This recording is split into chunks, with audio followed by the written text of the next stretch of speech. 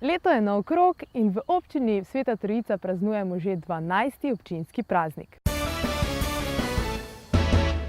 Tako kot vsako leto se tudi letos v okviru praznika odvijajo številne prireditve. Od športnih dejavnosti, kot so nogometne tekme, ribiški turnir in turnir v balinanju, kolesarjenje po poteh občine, razni tematski pohodi, tenis, odbojka na mivki in streljanja z zračno puško, pa vse do otvoritev razstav in novih prostorov, dneva odprtih vrat kleti, kot do raznoraznih kulturnih druženj in koncertov. Več informacij imate na našem letaku in na povezavi spodaj.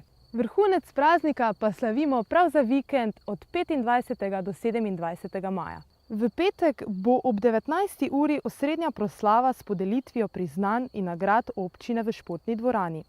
Nadaljujemo v soboto s podelitvijo pokalov v prireditvenem šotoru, čemur sledi Trojiška noč in rajanje do jutra na veselici z jeleno rozgo in pop dizajni. Sveta Trojica v Slovenskih Goricah pa je znana že vse od 15. stoletja po masovnih romanjih, ko je k nam prihajalo tudi do 12.000 romarjev na dan. To več kot 100-letno tradicijo ohranjamo vse do danes. Zato vas vabim 27. maja na kvaterno nedeljo s kramarskim sejmom, ki se bo pričela s slovesno mašo ob 8. in 10. uri. V sodelovanju s pevskim zborom Sveti Frančišek.